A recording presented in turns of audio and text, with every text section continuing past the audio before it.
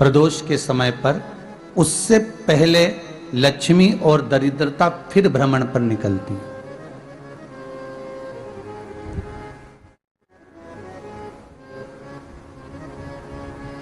शिव भ्रमण कर कर जब वापिस आ जाते हैं, हिंदू धर्म में पीपल के वृक्ष की जो गणना वराह पुराण में करी गई है, 4 बजे से 7 बजे तक शिव के भ्रमण का समय बताया है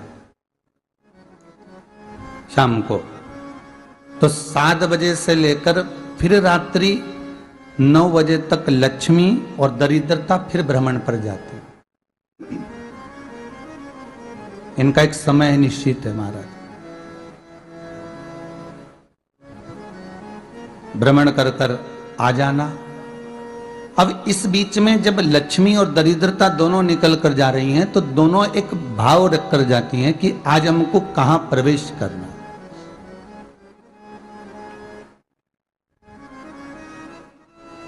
आज हमें किस जगह पर प्रवेश करना है, आज हमें कहां पहुंचना है, आज हमें किस जगह जाना है। और जिस नगर में जिस मार्ग से लक्ष्मी और दरिद्रता निकल कर जाती है, ये दोनों का जब निकलना होता है, इनको स्थान दिया गया जहां पर स्वच्छता हो, घर के दरवाजे पर रंगोली डली हुई हो, द्वार पर जल छीटा गया हो। महाराज, उस द्वार पर लक्ष्मी प्रवेश करती है तो दरिद्रता भी जाने लगती है अंदर। जब दरिद्रता अंदर जाने लगती है तो लक्ष्मी उसको रोक देती है।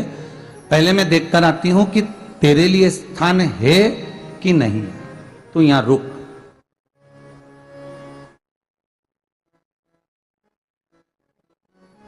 कुछ देर तक दरिद्रता बाहर खड़ी रहती है और लक्ष्मी जी की बड़ी बहन जब दरिद्रता बार बार अंदर जाने का प्रयास करती है तो लक्ष्मी जी कहती हैं, जी तू इतनी बड़ी होकर तुझे मालूम है, तू तेरा सम्मान होना चाहिए, आदर होना चाहिए, और तू अंदर चली जाए और कोई तेरा सम्मान ना करे तो कितना बुरा लगेगा, इसलिए तू बाहर खड़ी रहे, मैं अभी आई।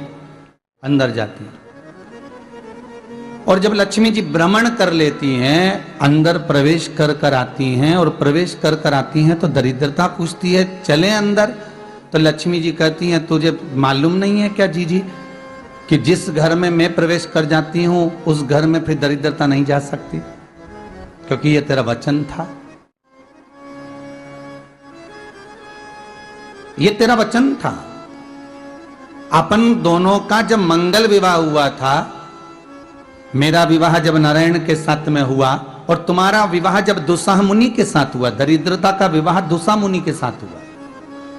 जब अपना दोनों का विवाह हुआ था तो अपन दोनों ने एक वादा करा था कि जिस घर में लक्ष्मी प्रवेश कर जाएगी उस दिन फिर दरिद्रता नहीं जाएगी, और जिस घर में दरिद्रता प्रवेश कर जाएगी उस घर में फिर लक्ष्मी नहीं जाएगी। अब जब मैं अंदर देख कर आ गई हूं तो तू अंदर नहीं जा सकती, अर्थात लक्ष्मी के चरण जिस घर में पड़ गए उस घर में फिर दरिद्रता प्रवेश नहीं कर रही। चलते चलते फिर दरिद्रता ने देखा और लक्ष्मी जी इसको लेकर गई और लक्ष्मी जी ने देखा कि इसके दरवाजे पर जल नहीं छीटा गया, इसके दरवाजे पर ना रंगोली डली है, इसका द्वार साफ नहीं हुआ है,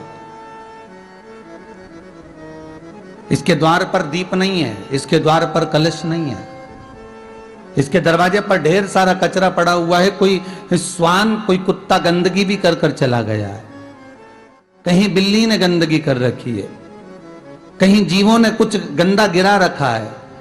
तो फिर लक्ष्मी जी कहती है, जी अब मैं होकर आ गई थी ना, अब तू जा, तू होकर आ।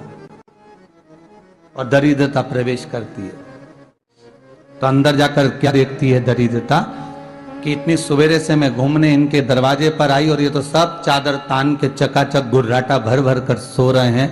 तो दरिद्रता कह देती है, तुम्हारा भाग्य ही बेकार है, तुम्हें क्या करूं, तुम ऐसे ही सोते रहो। और दरिद्रता गुस्से में बाहर निकल कर आती है, लक्ष्मी से कहती है, लक्ष्मी तू इसके घर में जाना ही मत ही। तो दरिद्रता को कहती है, जी तेरी बात नहीं मानूंगी क्या मैं? लक्ष्मी जी बोली, मैं तेरी बात नहीं मानूंगी, बिल्कुल नहीं जाऊंगी इसके घर में, तू चिंता मत कर, चल आगे चले। फिर आगे बढ़े। ये लक्ष्मी और दरिद्रता का प्रवेश है।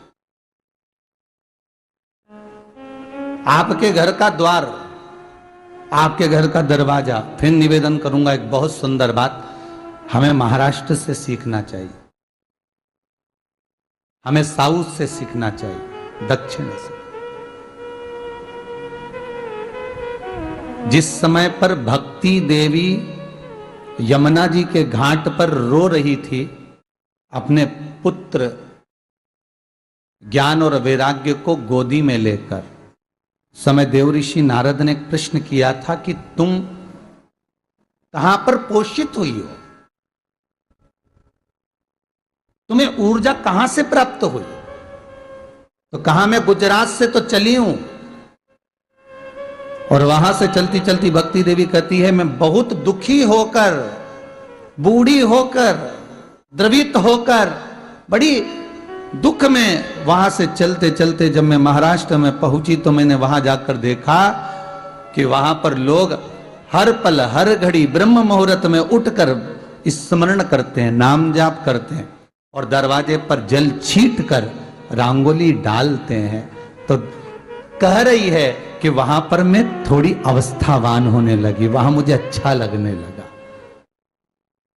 फिर जब मैं और आगे पड़ी, दक्षिण में जब पहुंची, वहां पर जाकर मैंने देखा कि सुबह से उठकर मंगलाचरण, मंगला स्तोत्र और वेदों की ध्वनि होने लगी। वहां पर मैं और आनंदित हो गई। हमें कुछ चीजें महाराष्ट्र से सीखना चाहिए कि वहां रहने वाले जो भगत हैं, वारकरी संप्रदाय के जो भक्त होते हैं, वैष्णव जो धर्म के भक्त होते हैं, उनका नियम है सवेरे के समय घर में पानी है कि नहीं है, पर जब भी वो घर का दरवाजे के बाहर थोड़ा ना थोड़ा पानी तो छींट ही देते हैं। और छींटने के बाद फिर वहां पर अपने यहाँ तो दिवाली पे रंगोली बनती है जी, और वहां पर रोज की रंगोली बन जाती है कि कभी हो सकता है परमात्मा राह भूल कर हमारे घर में प्रवेश कर जाए, इसलिए वहां प्रतिदिन की रंगोली, प्रतिदिन।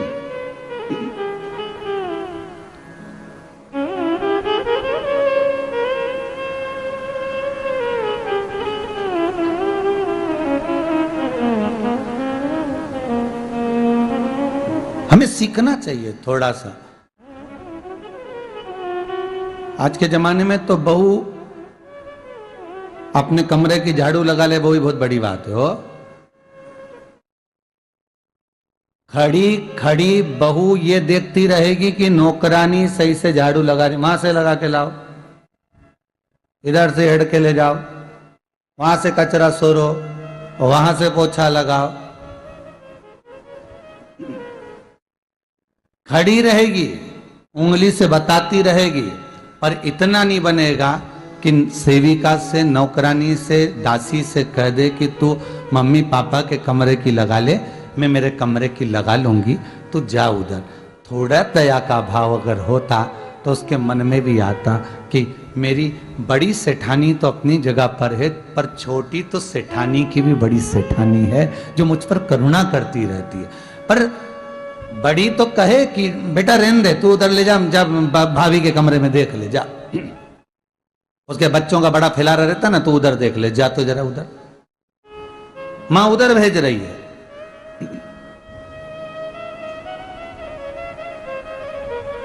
थोड़ा सेवा का भाव हमारे भीतर हो। और एक निवेदन तो हमेशा करा है और अब आज भी करता हूं, पूरे घर की सफाई करवाओ, पूरे घर में तुम पोछा झाड़ू जो चाहे करवाओ, मना नहीं है। पर एक निवेदन है, रसोई घर के अंदर बहू और बेटी ही जाकर भोजन बनाए तो अन्नपूर्णा सदा कृपा करती है महाराज। बहू और बेटी ही।